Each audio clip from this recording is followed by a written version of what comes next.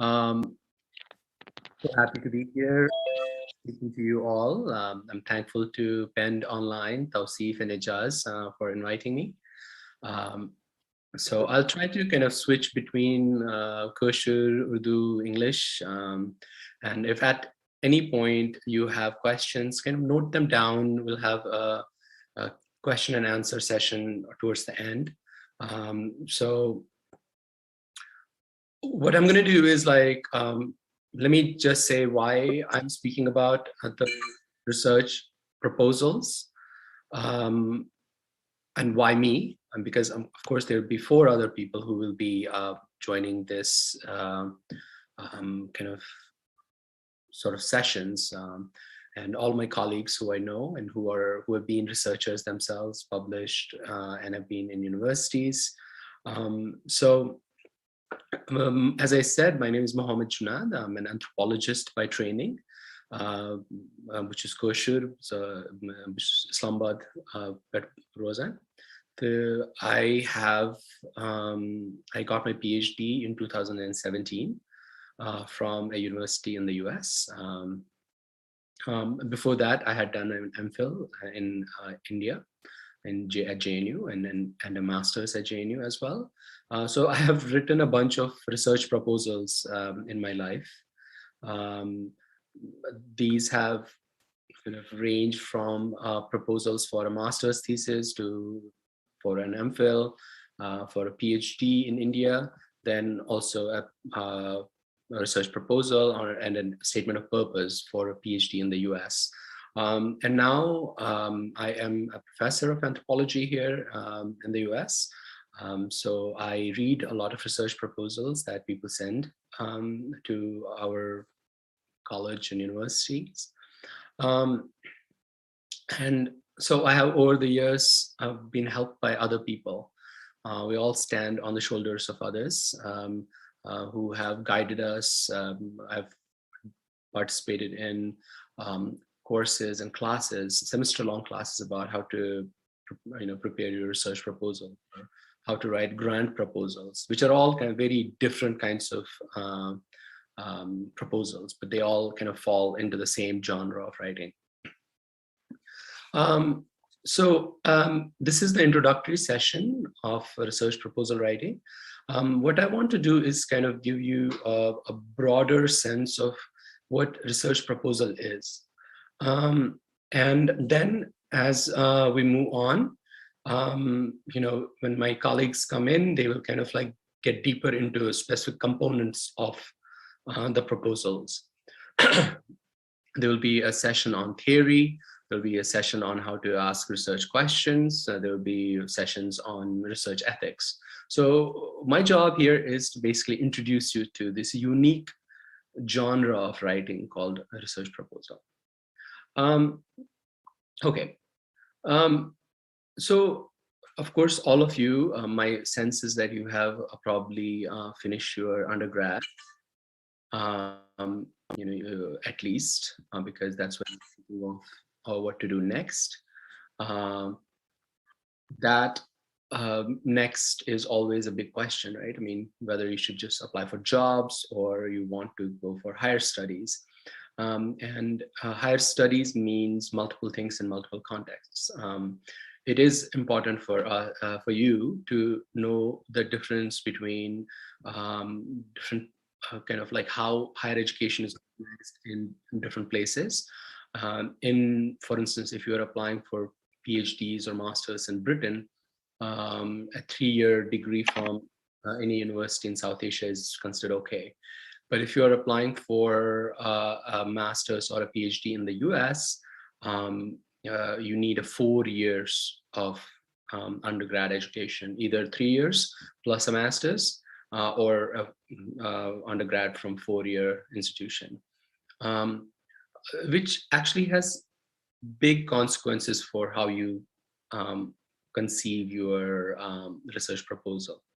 UKS must apply that you basically need to have a research proposal, a full-on research proposal, which goes to a committee and they discuss it, and they think whether you or your research is worth supporting or not. So that's the process there. In the US, the process is different because here you don't start by creating a research proposal. You actually write what is called a statement of purpose. Um, and that statement of purpose kind of introduces your broader research kind of attitude. And then when they admit you to a graduate school, you undergo 2 to 3 years of kind of classroom work where you take courses with your professors, graduate school professors and advisors, and then you write a research proposal. So the reason is that when you go to UK, they admit you to a master's, and then you go for a PhD. But when you come to the US, you can come to the US PhD with an undergraduate degree, but if it's like 4 years. So recognize that difference, it's very important.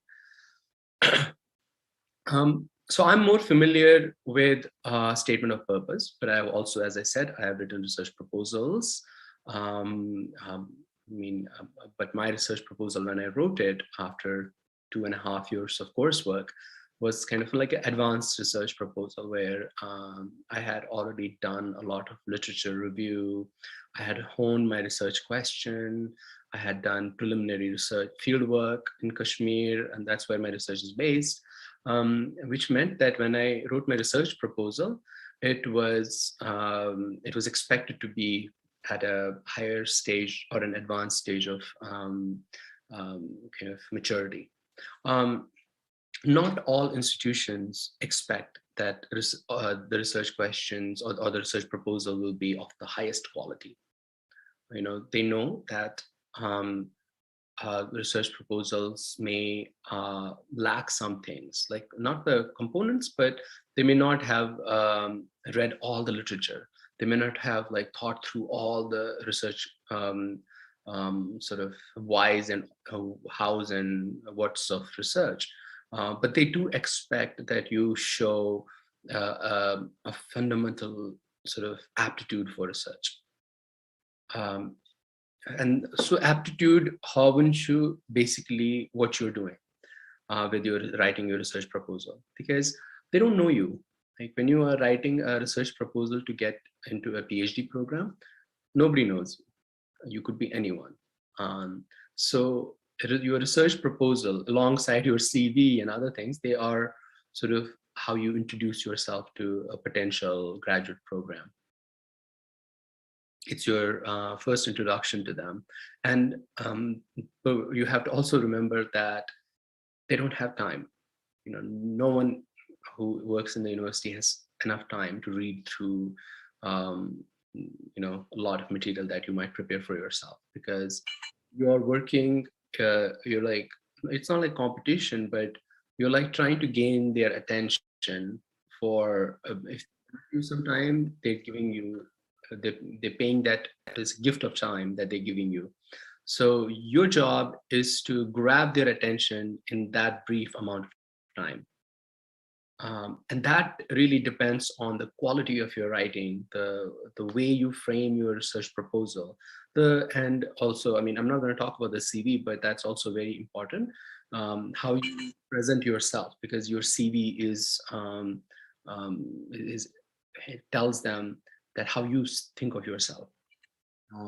And you will eventually in the research proposal part where you will be kind of introducing yourself, because you're going to be telling them why you are the person who's going to be doing this research. So keep that in biographical detail. Okay, so let's begin by talking about what is a research proposal. First of all, it is a genre of writing. Okay? Novel genre of writing, short story genre of writing, poetry genre of writing. Research proposal is also a genre of writing. It's a genre means a specific style of writing. My assumption is that many of you have done academic writing.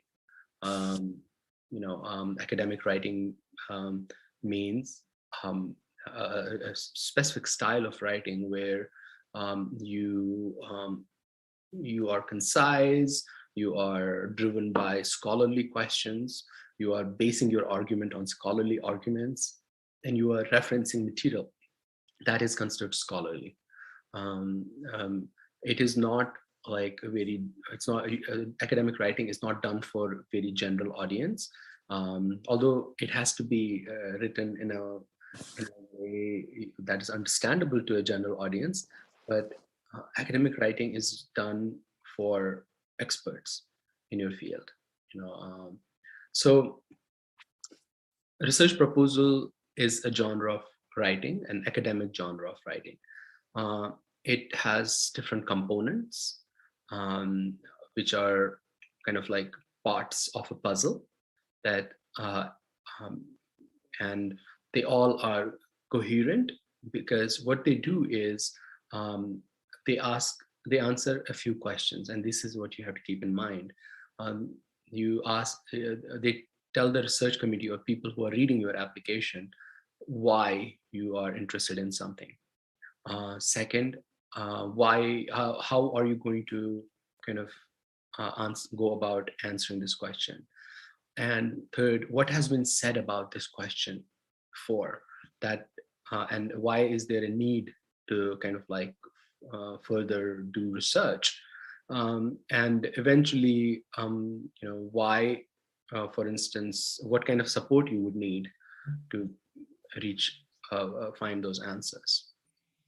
Um, so the first component is why.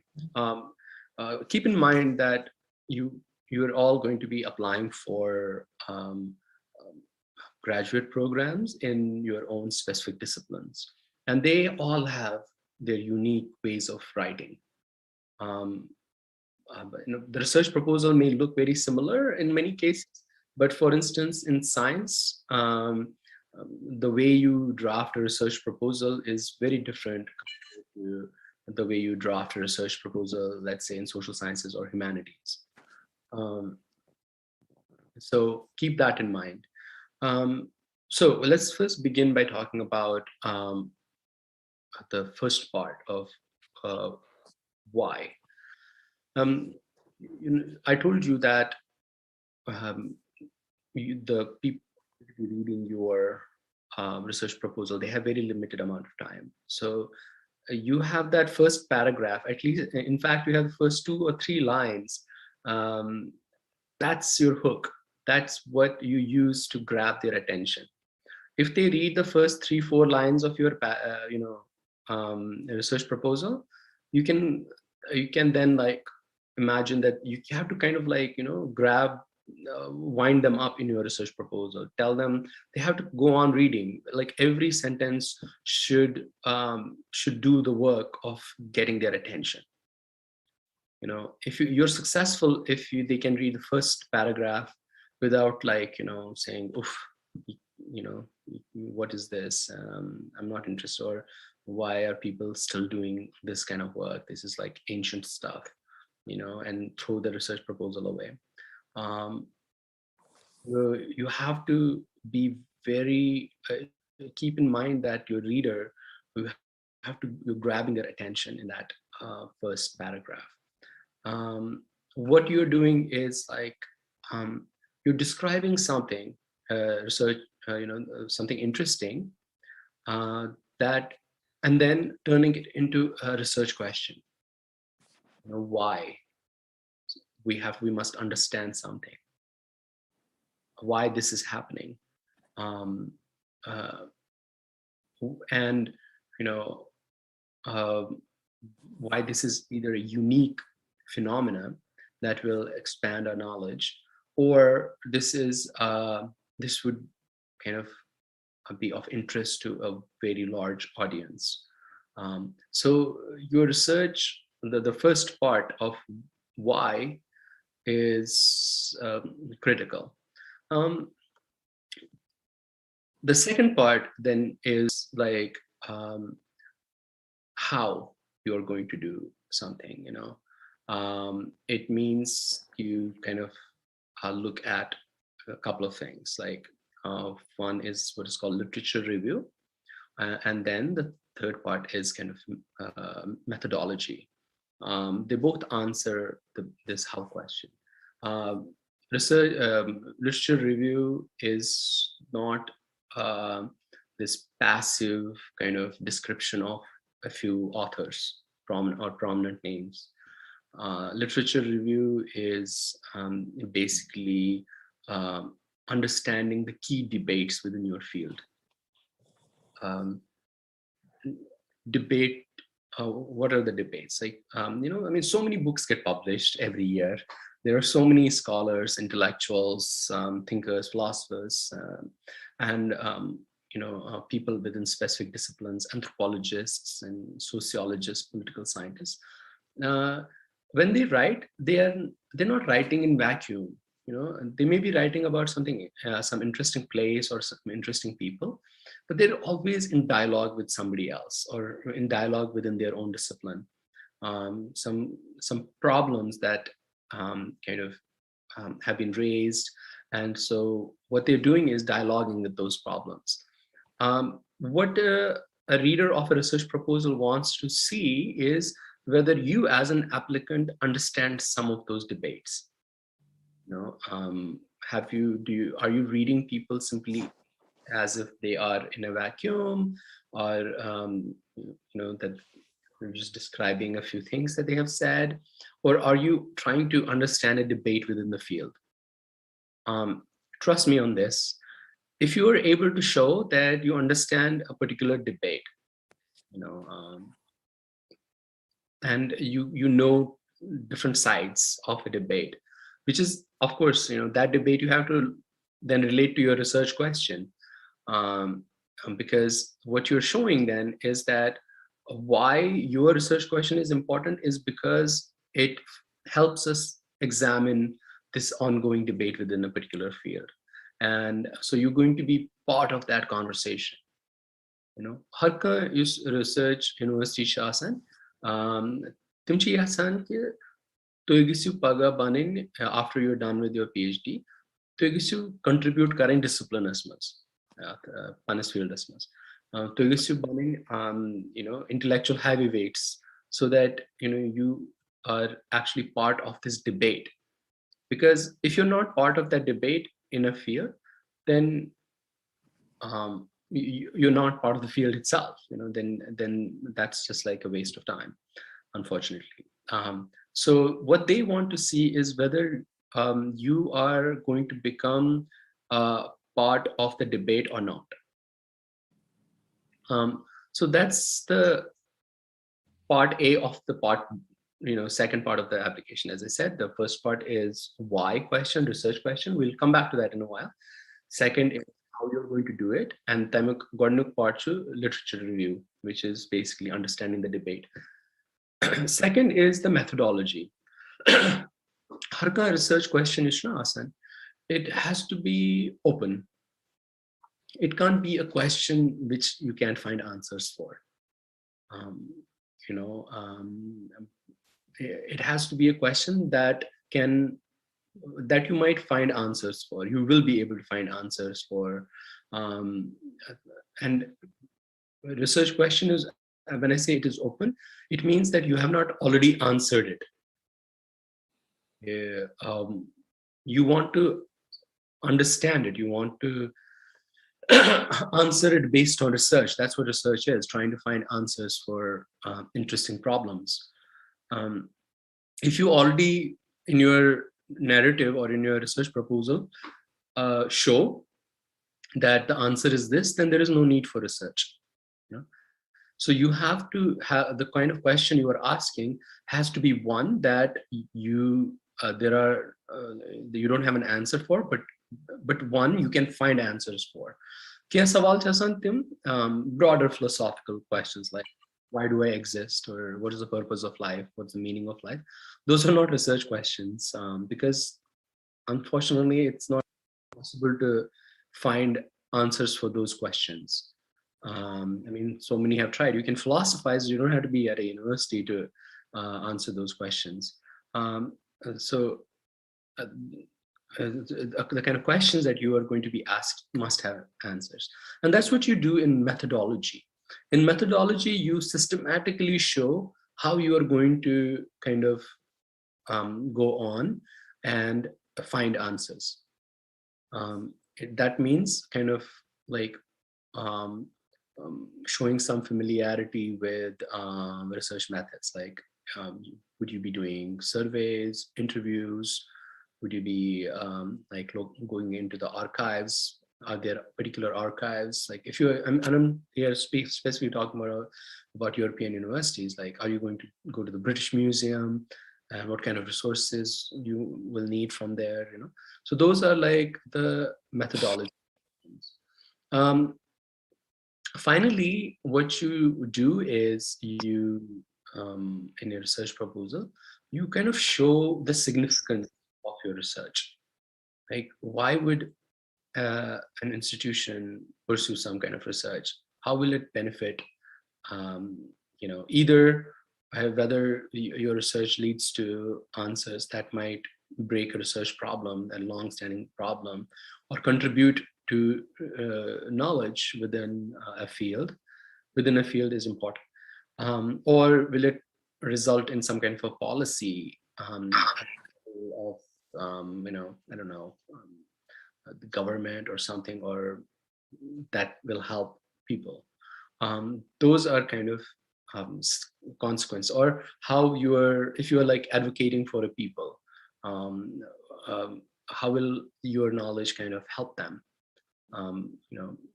based on your research. Because this document that you're going to be writing, the research proposal, it has to kind of be worth it. I mean, going ahead, if you get into a PhD program, they will be spending extraordinary resources on you, you know, to cultivate your mind. So many universities will probably fund you, and there will be grant agencies that will give you money to do your research. And it, because they also understand that it's a long commitment. Um, you start in your 20s, and by the time you're done, you're already in your 30s, mid 30s, and you're just like kind of old, So they will be, it's a commitment for them. They want to know whether a research is really worth pursuing. And they also want to know whether you will get a job after your research. I mean, when I say a job, I mean a job as a university lecturer or a professor, or researcher in the field. Because if you're after your research, you still get the same job that you could have gotten after your undergrad, then there's no point in research. So they want to know whether you are going to be employable, and the way that works is that if your research is important, if your research is understood and known and appreciated in your field, then people will give you jobs because they want somebody like you to teach the future generation of students. So this is all what a research proposal is. Maybe I'll take a quick break here and see if there are any questions. Then we'll go systematically into research, the different components of the research proposal. If there are any questions at this stage, yes, I can see two hands right now. Afshana, you can go ahead. Hello, Professor. First of all, thank you so much for shedding light on the research proposal that we're talking about. First of all, the question that emerged while you were talking about literature review in my mind was that uh, you said that our literature review has to be constructed in accordance with the certain debates that are there in the field, right? But then there are also always like certain research areas that have not been well researched yet, and there has not been such amount of literature produced in that area, and it's kind of a field that is not well researched. So how do we construct a literature review for that area? Yeah, that's basically my question. Okay, thank you. That's a really good question, Afshana. Thank you. So look, um, the the people who are going to be reading your proposal, they understand that the question you might be asking, nobody has yet tried to look at. Therefore, there won't be any literature pertaining to your specific case study or your area. Uh, in situations like that, what you do is you expand the scope, because the research problem that or the proposal has to be framed at a level that is understandable within the field. Like if you are, let's say, in archaeology, you're going for a PhD in archaeology, and you find a site where you find material about a culture that no longer exists and nobody has previously understood. Um, let's say it's a Neolithic site, like a site from very early kind of agricultural society.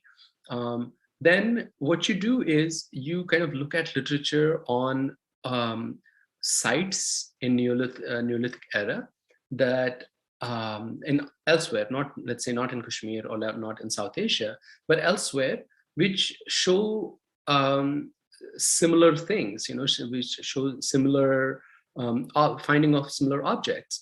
And what that does is that it kind of like intrigues the reader.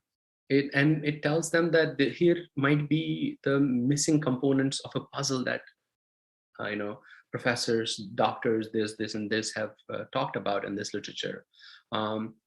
Or if you're doing like research in psychology and you're looking at, let's say, the work of shrines in psychiatric treatment, and then maybe there is not research on shrines and psychiatric literature, but there might be literature elsewhere on non-clinical forms of care, which means that you can still locate your research problem, but you don't have to look for literature that is specifically about that. But it has to be the problem that you're framing has to be understood within the field. And the field, and what I mean by field is the discipline, let's say archaeology or psychology. People, experts in that field, have to understand what you're talking about, why this might be related to their field and what it could do to their field. Okay, Yeah, so I just have a follow-up okay. on that. So you said that we basically expanded, right? So what if this research question that I'm trying to pose has already been answered, and I in some other area, but then I also feel that my research is going to go in the same way. So do you think that is worth pursuing, or that research question is worth pursuing if it's going to be the same, but in some other areas, not in the area that I am going to research?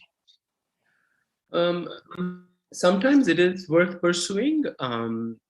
See, if somebody has already convincingly answered a question, or within the discipline it is already understood, that means that the field has moved on. Um, that's why you frame your research problem in a very innovative or new way. Um, Mm-hmm.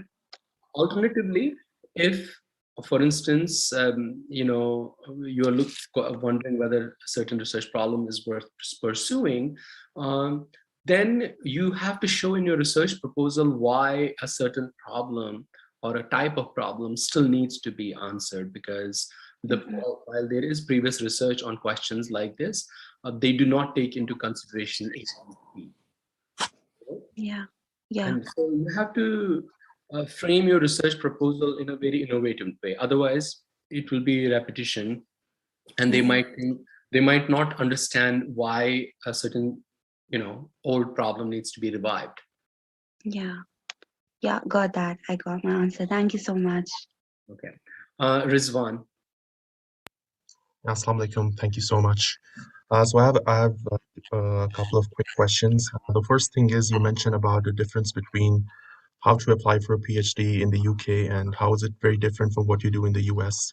So the US Mehe, is it something that's specifically to the US, or do you find it throughout North America, be it Canada or somewhere else? And my second question is, when you actually submit a research proposal, I mean, do the people who matter, do they actually take your past background into account? For example, what if you want to do research on a topic that's completely unrelated to what you've done during your post-graduation or during your undergraduation, or if you're doing if you're doing a research in a certain part of the world where you're not from, where you haven't been to that part of the world before, you don't speak the language. But so do you think that actually plays a role when it comes to, selecting your, I mean, like selecting your research proposal? Thank you so much. Okay, so I was gonna, in my second part of this conversation, I was going to talk about the difference between statement of purpose that you submit to a US university versus the research proposal. So I'll keep a pin on that question, and when I talk about statement of purpose, then we'll talk about that question. The second part on the background of the research, yes, it is important. Like if you have the skills, and especially, which means you know a region, you know the language, you know the literature, you know the culture in a place, or you have experience working with organizations that you are kind of researching on. That's a huge plus, because it means that you have to do less work to approach your question. But too much familiarity also might, is kind of, one can misunderstand that I'm, because I just know I'm from, a place, I know everything here. It does not matter. It may not matter eventually, because what you're doing is research, not, and research needs a specific set of skills. And often we misunderstand cultural knowledge or being from a place as research skill. You can, if you have research skills, then the cultural knowledge and familiarity is a plus, then it's an advantage.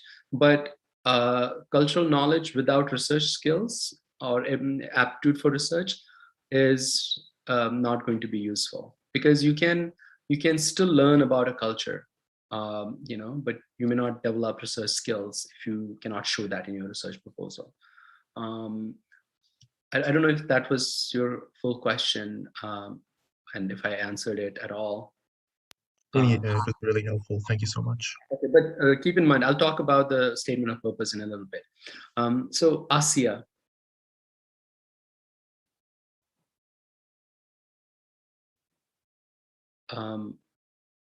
Shehzad.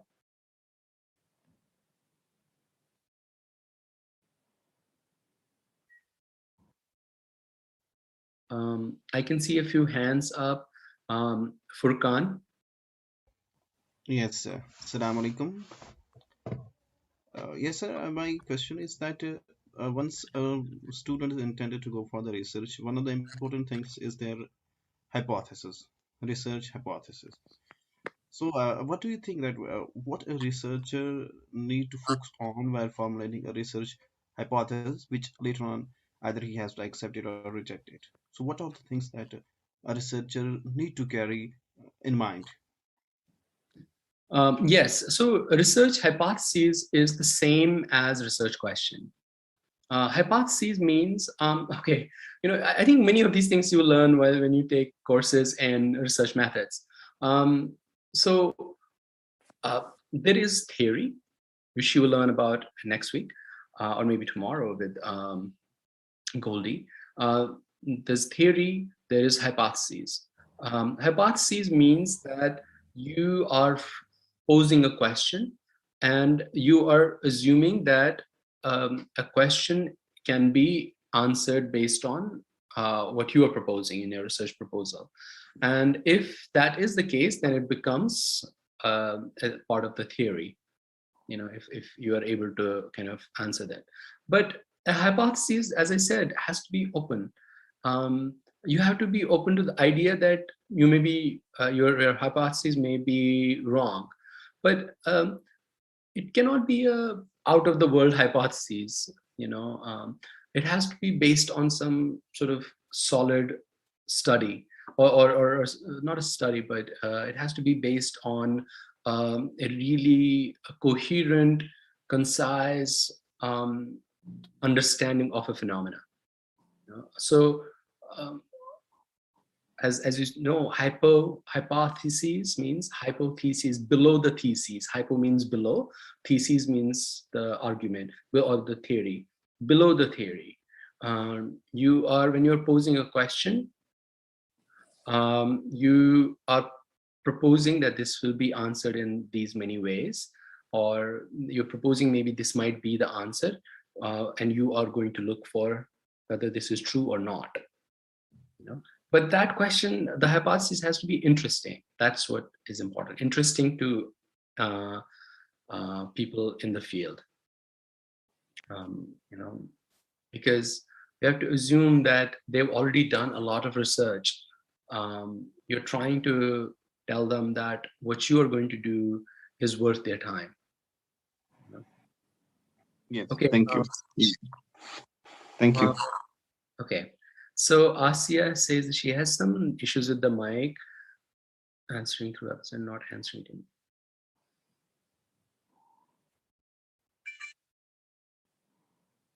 Okay, so Asia, can please just can you write the question? I'm just going to take two more questions or three more questions. The hands are up. Iram, Shamim, and Anahita.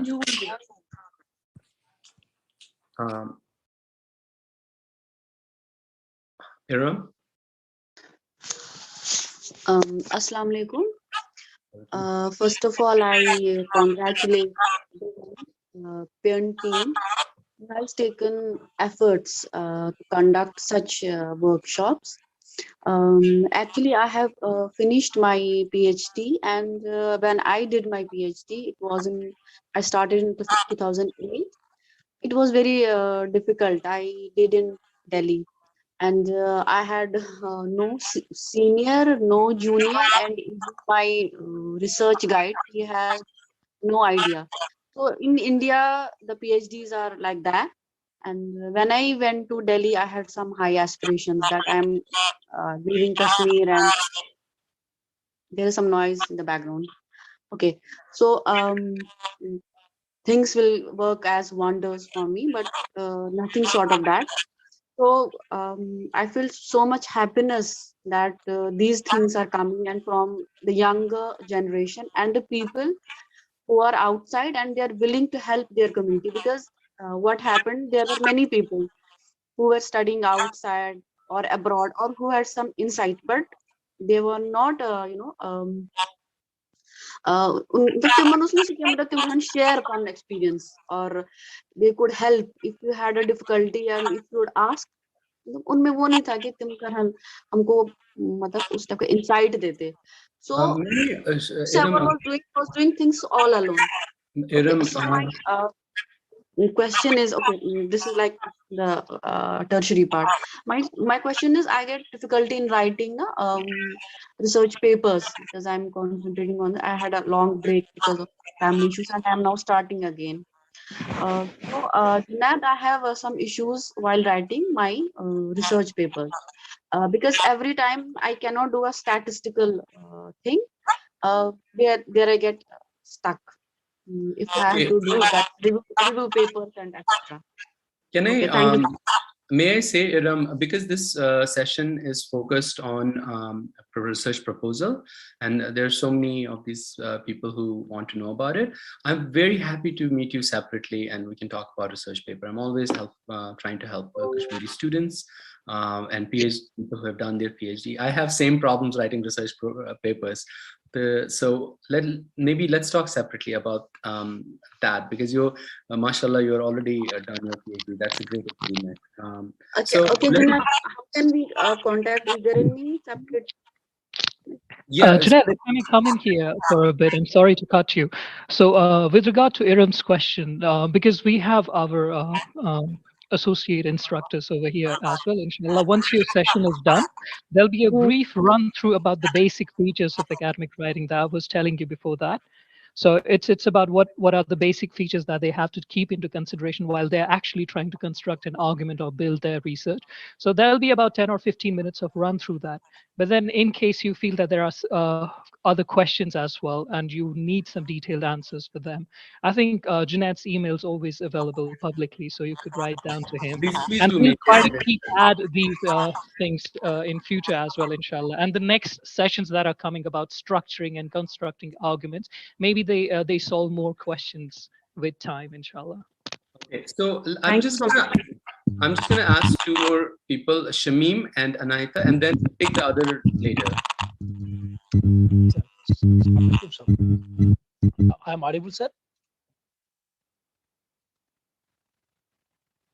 Sir, I am audible, sir. Yes, yes. Yes, sir. This is Shamim, sir. Sir, from identification of research problem to writing a research proposal, sir, the questions of value neutrality and objectivity comes arise, sir. Sir, how can we deal with that part, sir? Okay, so first of all, there will be a session towards the end with Dr. Humadar. She is going to be talking about research ethics. Questions about objectivity and ethics will be kind of like discussed threadbare in that session. All I can say here is that, especially when you are framing a question, use language that is slightly value neutral. Value neutral meaning research aptitude is about composure, calmness, patience. Even though you might be burning inside, and we all are, but it is about keeping your calm, maintaining, using a language that sounds fair and objective. For instance, when you're writing a literature review, right? And you're discussing two sides of the debate, don't say that researcher A has said ABC, but it sounds so stupid. Don't use that word. You can the academic word for something that is not so smart is inadequate. You say it is inadequate. So that is value neutrality when you're writing. And plus, I think all the people who are basically reading your paper, what they want from you is that you are describing different parts of the debate in the fairest possible manner, that you're giving the debate a fair sort of representation. And when you're describing a place, let's say you are writing about some question in Kashmir, if that's what you're researching on, that you're describing it in a way that do not already show the researcher or the people who are reading your research proposal, that what side you are on. I mean, it is important for you to show that you are committed to questions of social justice and equality, because if you write that I'm for caste system, then of course they're going to reject it. Or if you're saying that I'm not for gender equality, then they're going to reject it, because those are not values that are accepted or acceptable within the broader realm of research. But staying neutral in your language as much as possible is what objectivity is. Objectivity means, and I have done a lot of research, and I'm not very objective in some cases, because things are very close to my own skin.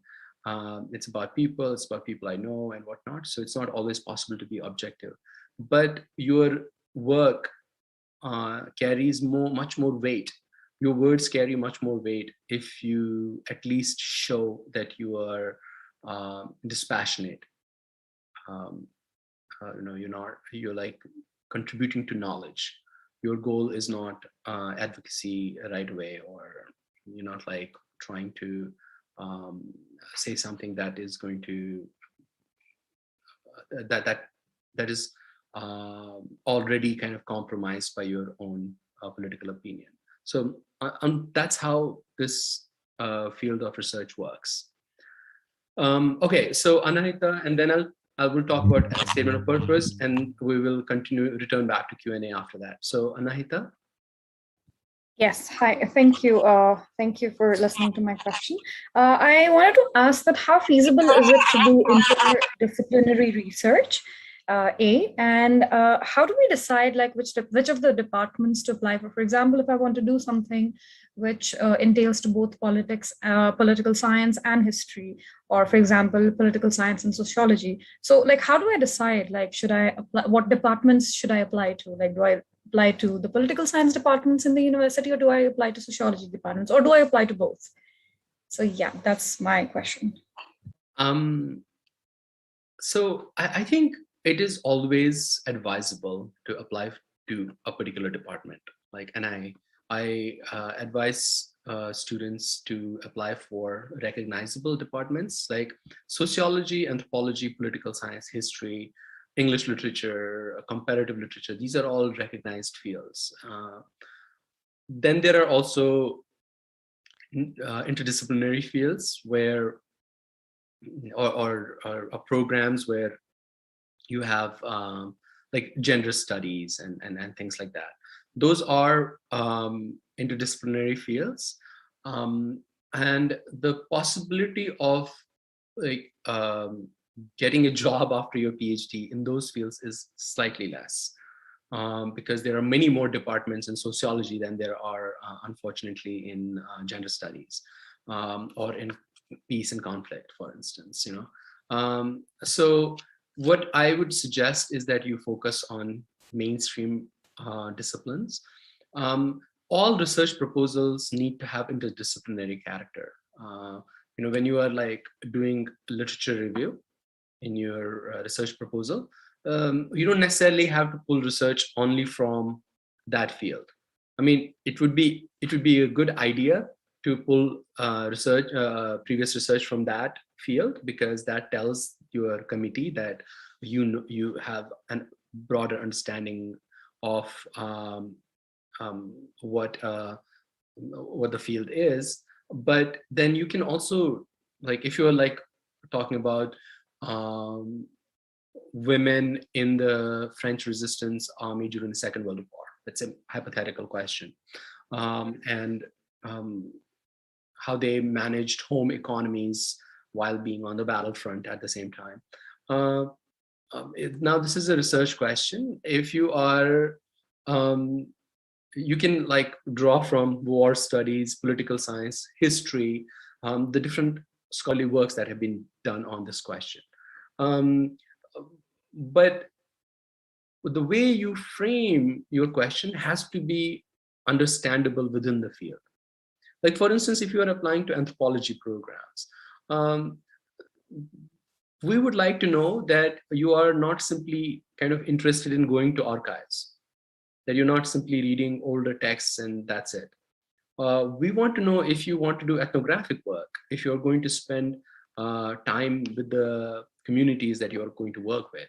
And if I'm a historian, I want to know that you know what an archive is, that you know that there is literature or records available that you are going to be looking at, that you have some basic idea of where that material is. So those are the disciplinary, the considerations that you need to keep in mind. Just keep in mind your audience, right? Thank you for answering my question. Okay, so Shehzad and Zahid and Asya, I know that your hands were up earlier. I just want to, because we're almost like an hour in, I just want to give you a small understanding of the difference between statement of purpose that you submit to US universities versus the research proposal that you submit to British or perhaps Australian universities and other European universities. So I already talked about research proposal, and we can come back to that later. But statement of purpose is sort of a miniature research proposal. It is, again, sort of a unique genre of writing Typically, a statement of purpose, or also called SOP, is a 2-page document where you basically start by grabbing the attention of your reader. Again, think about it. Hundreds of people apply for PhD positions in the US. And in many cases, unfortunately, you will be competing with students here in the US from all over the world who have better resources available. Unfortunately, we don't have those resources available in Kashmir.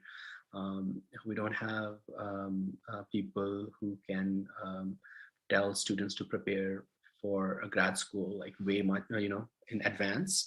But what I know is that we have excellent students like you who are dedicated and are driven, and also, as someone said earlier, we have many of the skills available that researchers from outside may not have.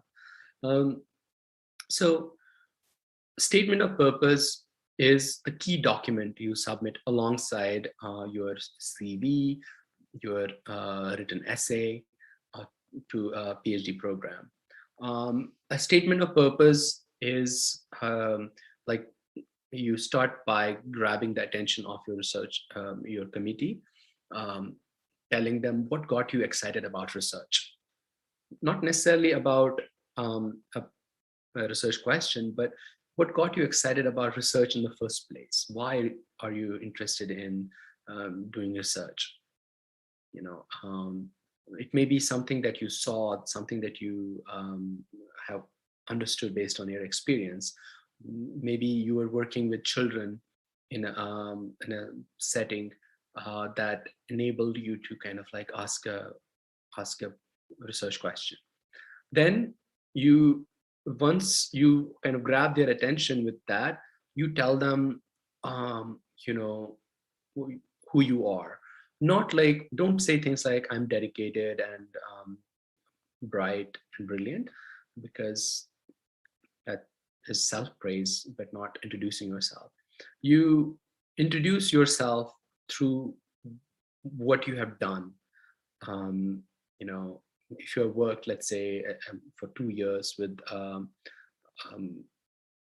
key sort of institution or an NGO, or you have been a journalist or something like that, or you're straight coming out of college and you've done a master's, that what is the thesis you wrote?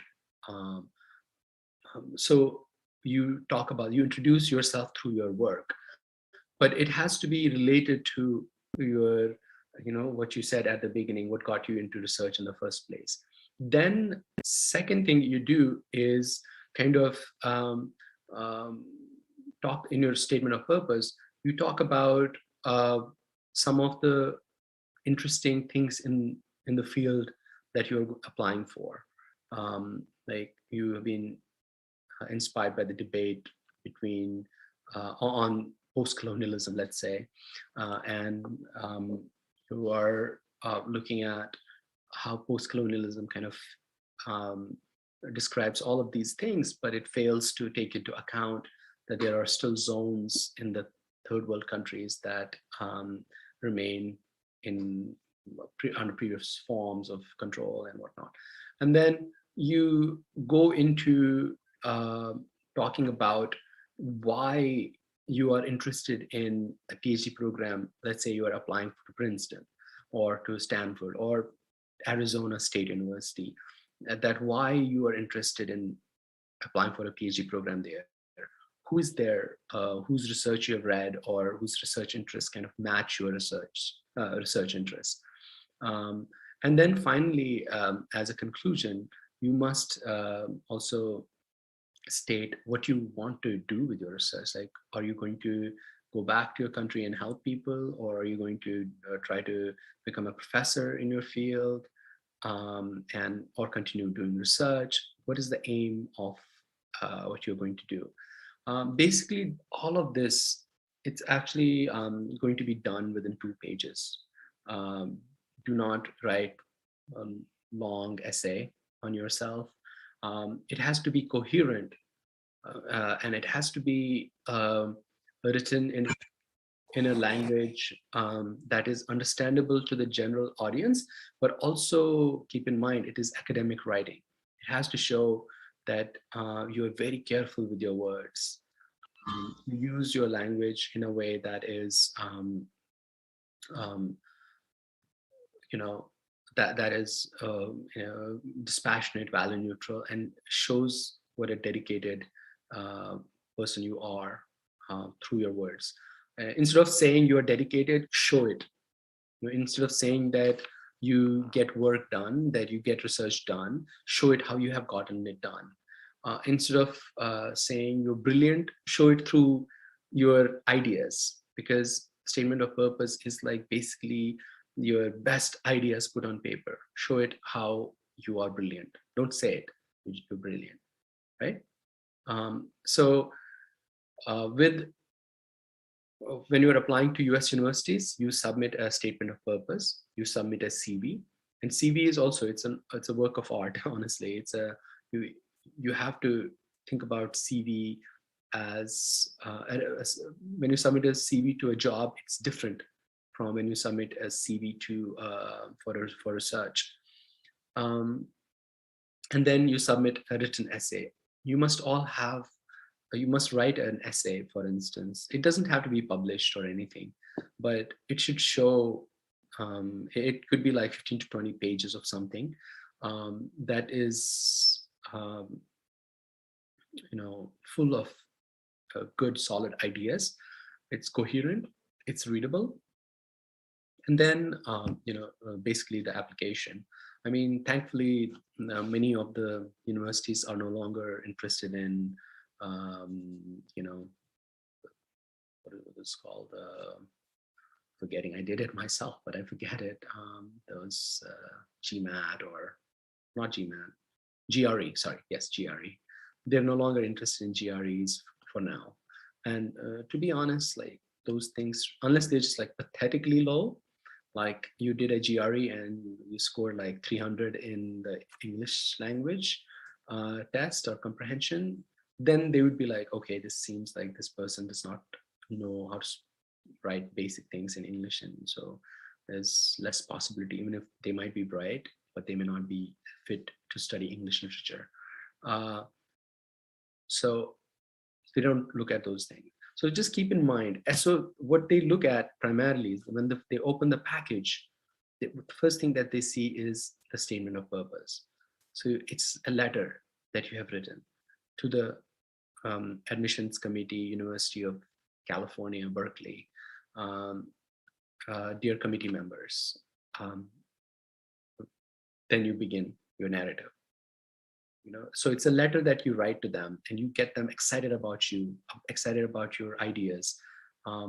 They need to know that you are, you're not just a smart person. You're a smart person because I'm already assuming that you all are very smart people, that and very bright people. That what you have is a commitment to systematic thinking. That you are a systematic thinker, that you can put different ideas together in a very coherent form. That and you're not repetitive. You don't say the same thing over and over again. I mean, one of the problems that I find in sometimes the statement of purpose is that I read is that people repeat the same thing. They might change words here and there.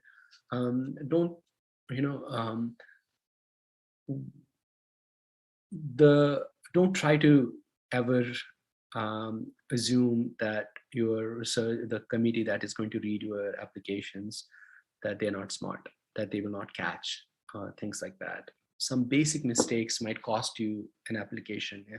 And applying to these universities is not cheap, right? I mean, you all know. And so give them your best, be most honest you can be, and then go on from there.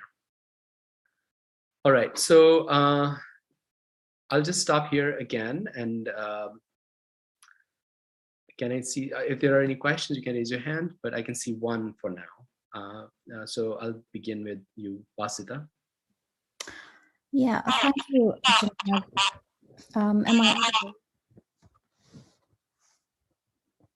Yeah, please speak. Yeah, I just have a question related to the structure of the proposal. What are the main parts of a research proposal? And another question is, which approach is better when writing your abstract? Do we wait until we finish the whole proposal and then write it, or should we start with the abstract straight away? Yeah, that's it. Okay, so I heard a lot of crashing on my set, and it's probably my problem here. But if I understood you correctly, you said how should we start? Or should we begin with the abstract or start with the research proposal right away, right? Yeah. Okay. Okay, so here is the thing. Any form of academic writing needs a plan. Whether you're writing a paper, a book, or conference paper, or a research proposal, it needs a plan. You need to start with jotting down like what is going to go into different things. Like for instance, when you're writing the literature review part of your essay, you cannot reach that spot and then start actually reading literature and then wait until you finish reading the relevant literature and then write it down. No, what you do is like you take a notebook, you put some ideas together, and then you try to see, for instance, you're working on clinical psychology, and you're looking at as I said earlier, the shrines and psychiatric care. And so what you do is you go to Google Books or Google Scholar and try to type in words like shrines, psychiatric care, and see what comes up. And see, and pick up something that is more cited. In Google Scholar, you'll see how many times something has been cited. Pick it up and read that paper, especially if it's in a PDF form. Read it and see how they are asking these questions, or reading previous literature. And then what you do is, who's being cited there, who's being continuously cited. Look at what they have written, and then you go from there. It's basically what you do is like you're like trying to solve the puzzle of who are the most important or key thinkers within the field, because familiarity with that is highly prized, because people would appreciate that, okay, you are keeping up with the debate. If you do not have that familiarity, or if you are like reviewing literature from a very obscure researcher or somebody who's not part of the debate, then they would probably think that you are you're not familiar with what is going on. So that's what is planning. You actually read the literature and you frame the debate. In fact, it's a good idea to start from literature review and then go to your research problem. That should be your starting point. You read literature, you see how these researchers in the field have framed their problems. That will help you frame your question. You might, because see, we all have we live in a society, right? We meet a lot of people and we go to different places. We have cultural knowledge, and we know about institutions, that where they are and what they do. But if you start from literature, then it will help you, it will kind of open your eyes to what is happening and how you can frame your question, and then you can relate it back to the literature review. And then you could like look at the methodology, or what's called the methods, and towards the end you will have that conclusion that I was talking about earlier.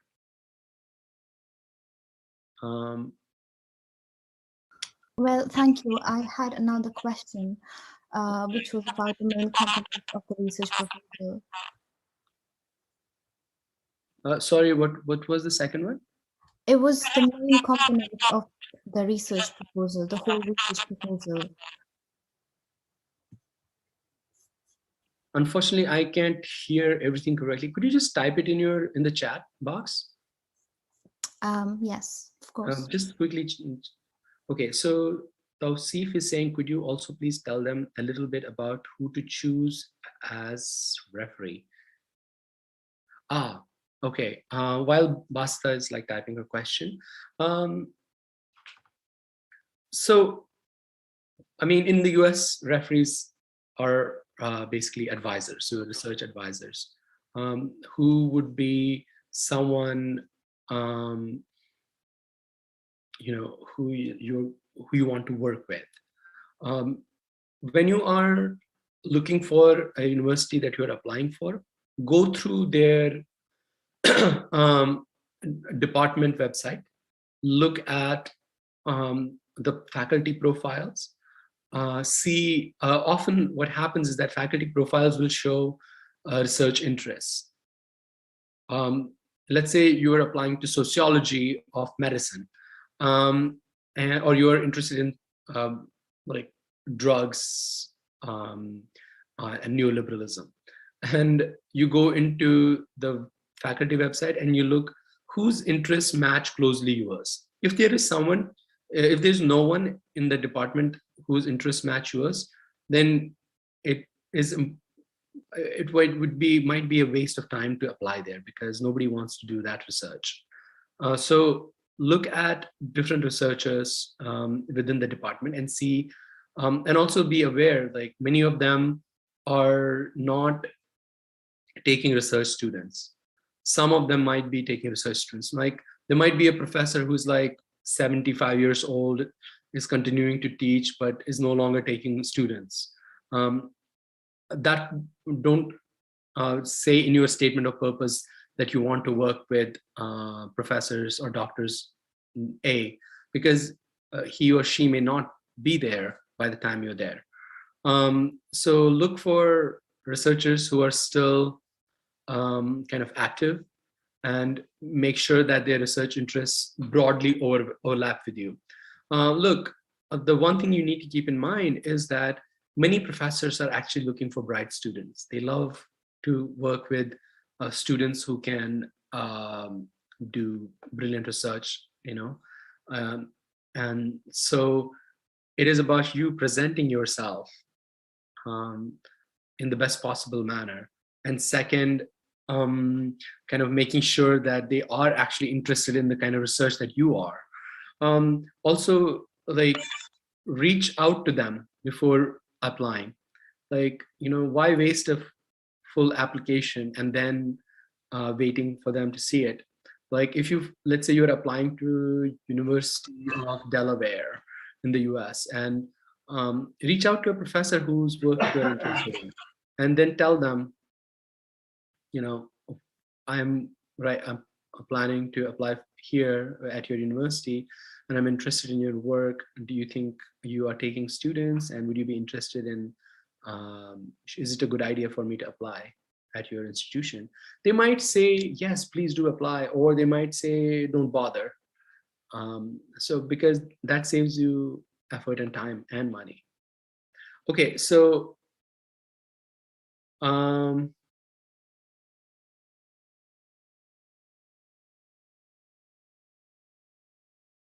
Basita had mentioned main parts of a research proposal. Yeah, so basically the introduction, literature review, your research, you know, methodology, and the conclusion. Those are the main parts of the research proposal. And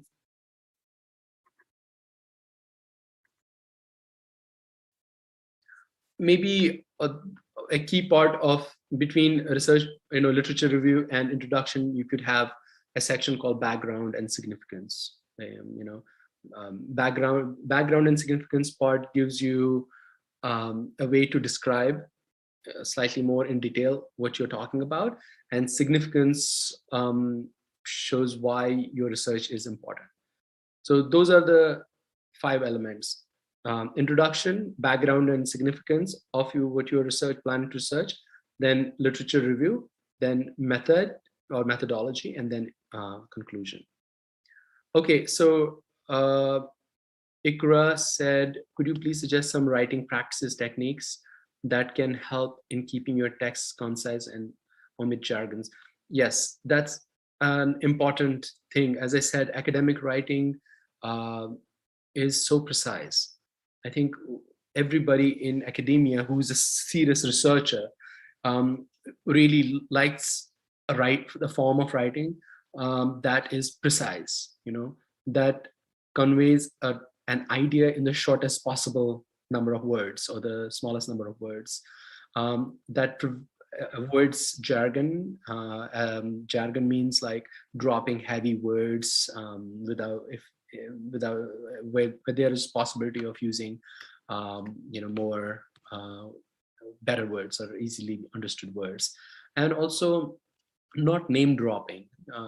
I think that sometimes, like what I have seen increasingly is that people just drop big names like, oh, Edward Said said this, and a lot of people are in the field are like, your professors are like, well, okay, Edward Said was amazing, but let's just stay with the most relevant researchers in your field.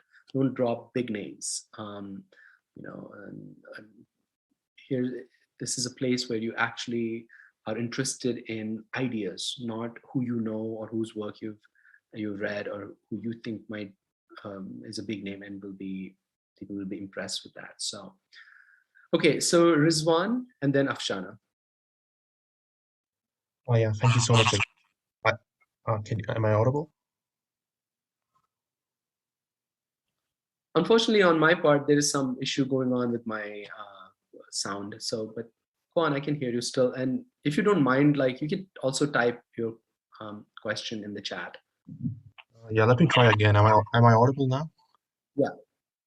Yeah, so I just like to repeat my earlier question. I mean, you spoke about how a statement of purpose in the US is different from a research proposal in England.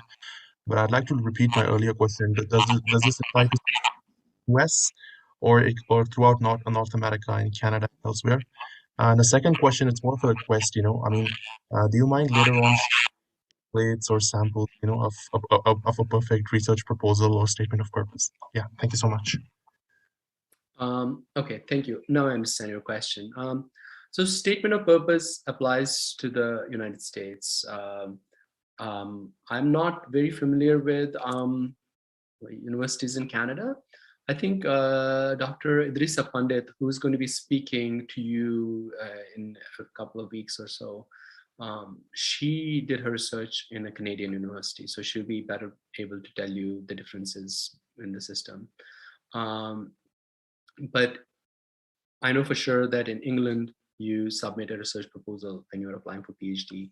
In the US, you submit a statement of purpose. In the US, you eventually do write a research proposal, but that's after 2 to 3 years of coursework.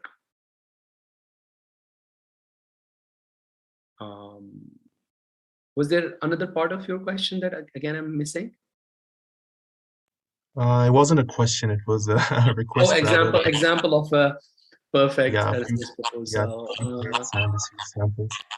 Okay, I'll try to find. But to be honest, there aren't perfect research proposals ever. As I said at the very beginning, that if you came already like in the perfect form, then you don't need to be. What will the university do for you if you're already perfect?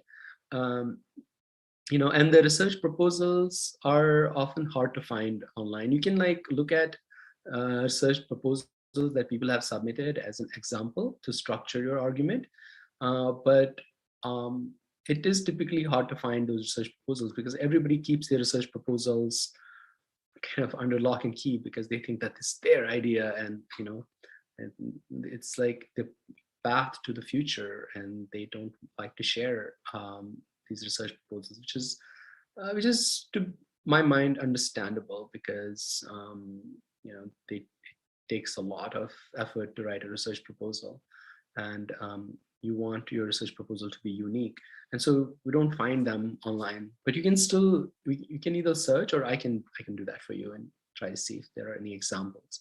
but no research proposal is going to be perfect. As I said, all research proposals are unique for their own departments or their own disciplines. Afshana? Yeah, it's basically a very rudimentary question, but I think my voice is echoing. Yeah, I think now it's better. So it's a very rudimentary question. So what citation style should we use for our research proposal for USA and UK specifically? In addition to that, can we use like visual or graphical representation in our research proposal for any of our like background or topic or literature review?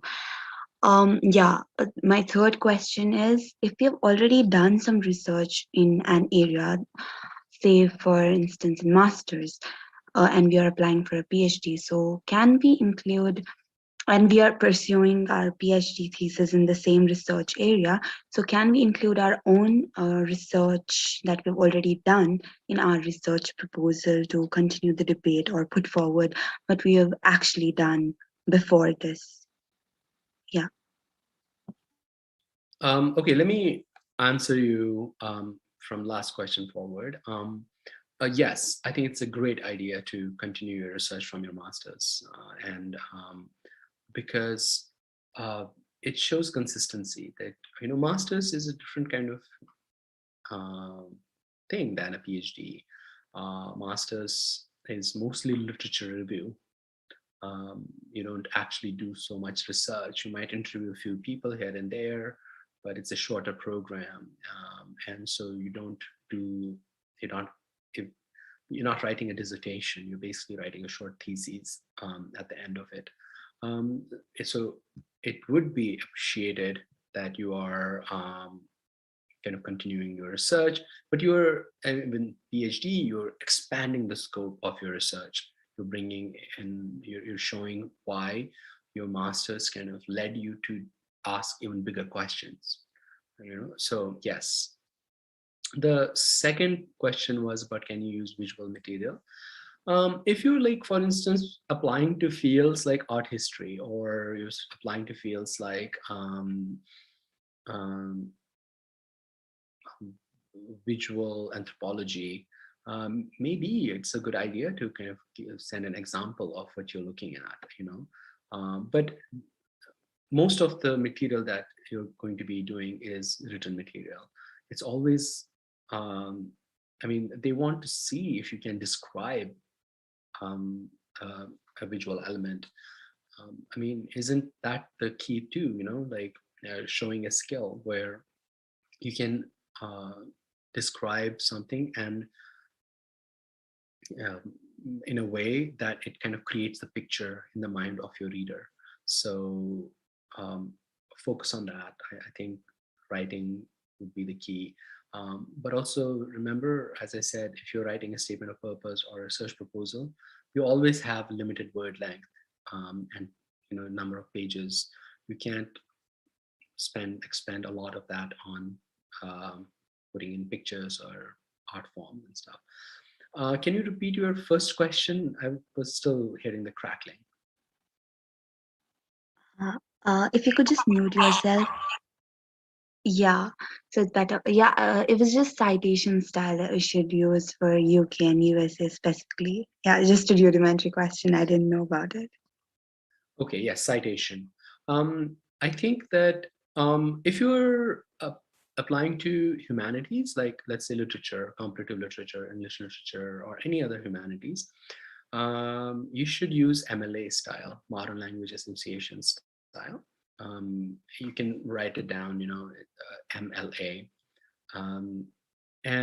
But if you're applying to social sciences, like sociology, anthropology, political science, you can use either the Chicago Manual style or AAA style, which is American Anthropological Association style, or APA, American Psychological Association style. So in maybe one of the easy things for you to do at this stage would be to look at books, like look at a book published by Oxford University Press and look at a book or an article that is published from the US and see what are the citation practices. In a research proposal, you must have citations. In text citation, you use the last name of the author, year of publication, and page number, and then you have at the bottom the works cited section. In the statement of purpose, it is you don't have so much space to do a lot of citations. You can mention the name of the author in the text itself. You don't have to have a citations at the bottom. But if you are doing that, just like make it short. The the key thing which I tell my students here often is that the role of citation is not to just make something look academic or scholarly. The role of citation is to help your reader know where you're drawing something from, that they can also go and find that material there. Like when you're citing a page number from something, that you should make it easy for them to go and look for it themselves. So that's the role of the citation.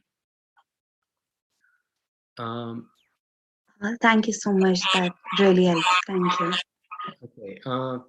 Zishan says, for example, if someone has already done 2 years master's by research, is it advisable to apply for a PhD in the US and then start the coursework again?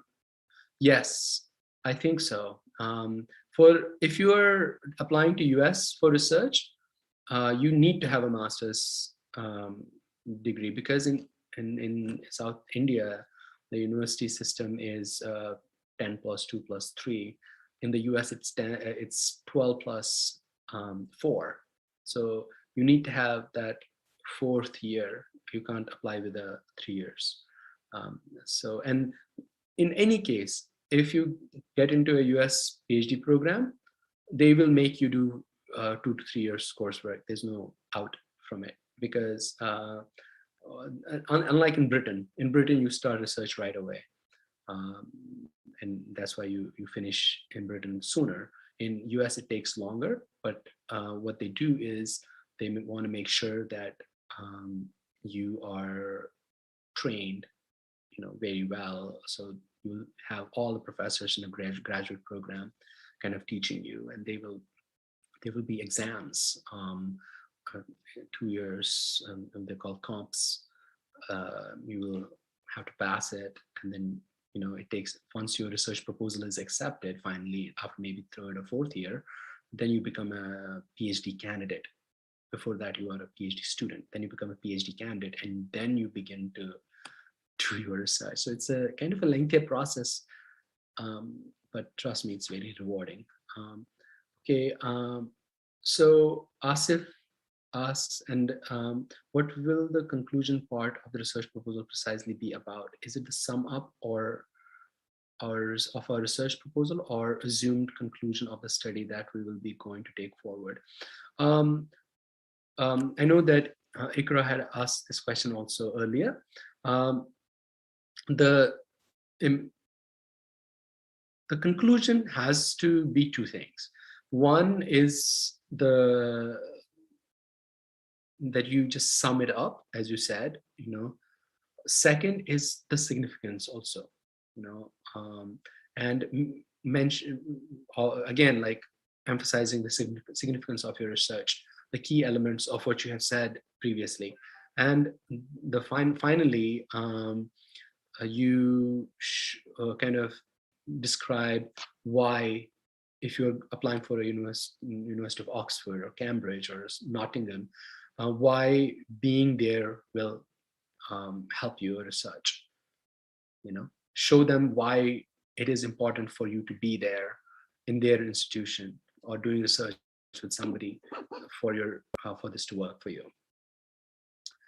Zahid, do you have a question? Yes, sir. Can you hear me, sir?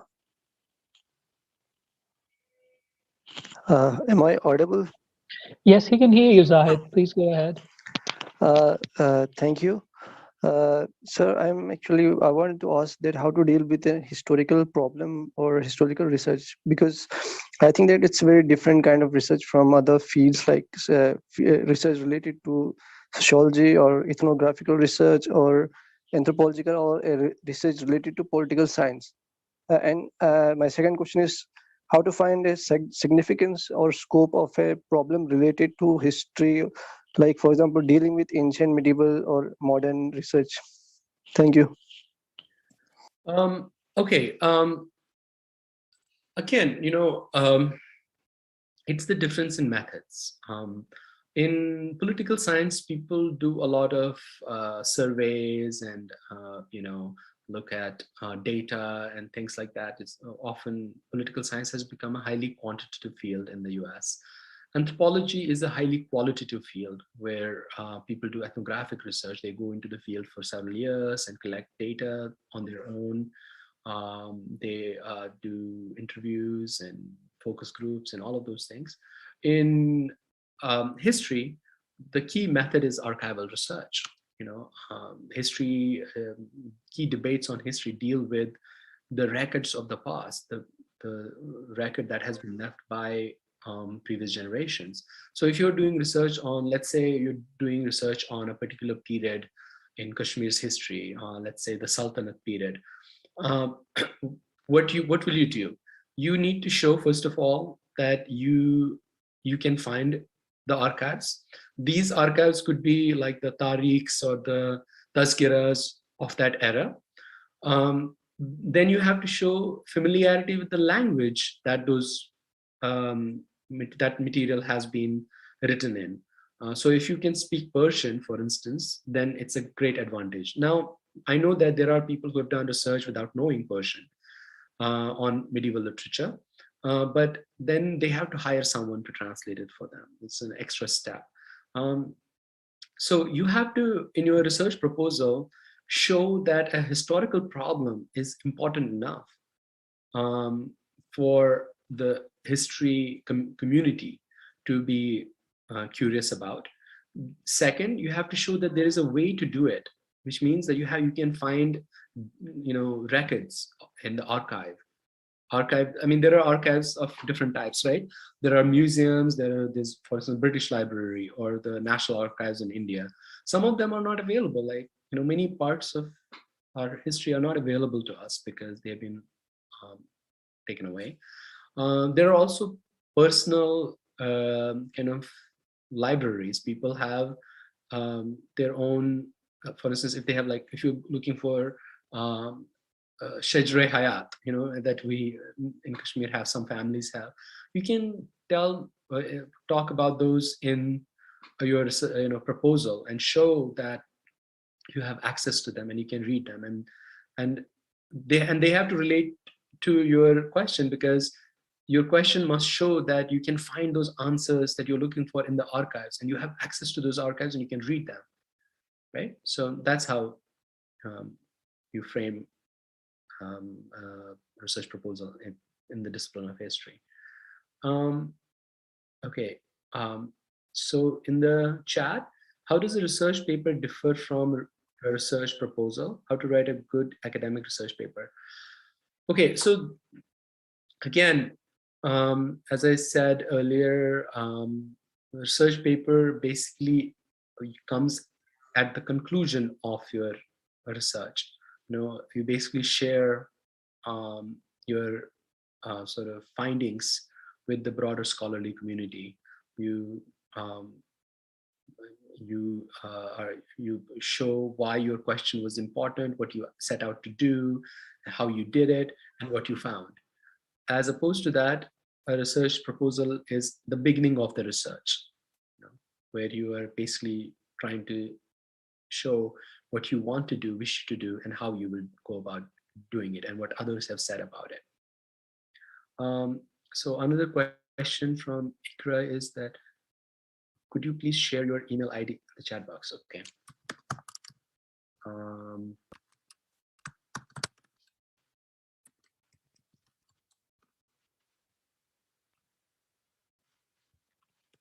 Okay. Oh, I send it to Tausif. Tausif, please share it with others as well. Okay. Are there any other questions?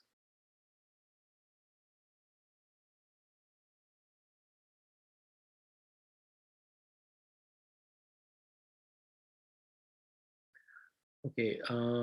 I have read some literatures about the Kashmiri conflict. However, in my thesis, I have faced difficulties to make a link between human rights and peace in Kashmir. Could you please suggest me some material about how I link between human rights and peace in the Kashmir Valley?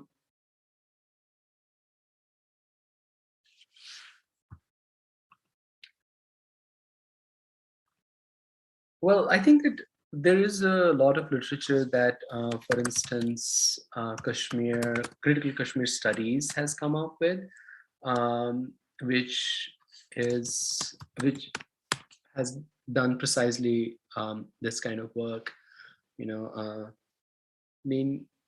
I think those are questions that you will be able to ask at a later session when you will have, I think, Athar and Dr. Zia would be speaking to you about how to frame certain research questions. I'm just sending you the corrected version of my email ID. Are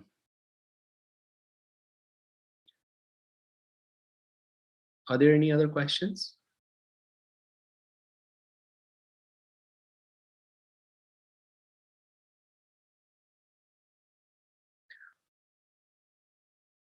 Okay. So that's it then. I hope I tried to answer some questions. I know this is not easy. I wish we could have like a week-long sort of a workshop with you all, where you could actually write it and I would look at it and kind of like help you frame questions. But I just wanted to spend this time kind of introducing what a research proposal is like. So, okay, Afshana has her hand up for. Right. I just wanted to thank you for all the information that we got regarding research proposal today. I think that it really helped, and thank you so much for your time once again, on behalf of everyone else also. Yeah. My pleasure. It's always feels great to speak to my Kashmiri folks. I spend so much time here with American students. I wish that we had more Kashmiris out here. Okay, so thank you so much. Thanks, Tasi.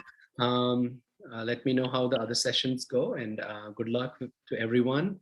Write to me. Sometimes I take a little bit of time responding because I get a bunch of emails. So remind me if I don't answer your email. Thanks a lot, Junaid. Okay. So your voice, actually, the voice feeds back. Perhaps like that's the problem with the machine on your end, probably. So thank you so very much for your time. It has been really enriching for the students, I'm sure. And inshallah, I'll like feedback to you on whatever comes from the students. So we are engaging with them directly. So we'll keep on having the feedback. And inshallah, like this is just a pilot for these couple of weeks. But then inshallah, after March, we're trying to establish this as an institution where we'll talk about this research writing in detail. So maybe like we'll try to talk about the citations and other things in detail. And yeah, thank you so very much for your time. And yeah, inshallah, hope to connect soon, inshallah. Thanks a lot. For the students, there are a couple of things before we go on to the optional session. The optional session is about the basics of research writing when it comes to academic writing. But before that, there were certain things that I'd like to talk about with regard to research or PhD admissions in the UK. So the first thing is like when we talk about the research proposal and SOP, when it comes to UK PhD, you have to write both, not only the research proposal, there has to be the research proposal as well as the SOP. So please make sure that you have both ready. The SOP is actually like, it should be around 500 words for universities generally. And your research proposal has to be around 2,500 words or words optimally. So that's what all it would include. And then about the citation style. The citation style, first thing that you have to keep into consideration is that you need to have a standard citation style. You can use any, but then what you need to look for is like different universities and different departments prefer different writing styles. Usually you'll have to look what the department is actually, for instance, in a particular department, if you're trying to apply, they have their websites, they have their pages, and you can figure out from there what is the particular kind of research style that they are trying to use. So you can write in that citation style, and it's kind of very easy. You don't need to do it manually. What you can do is like you can use online softwares like Mendeley, Zotero, or EndNote. They would help you. Like it takes a couple of tutorials on YouTube to learn how to cite through them. That would actually ease your progress and your process of writing or citing. So that's what needs to be kept into consideration. अभी अब हम क्या करने वाले हैं, like we can take a break for about 5 minutes. उसके बाद this is an optional session, तो उसके लिए we won't have the recording.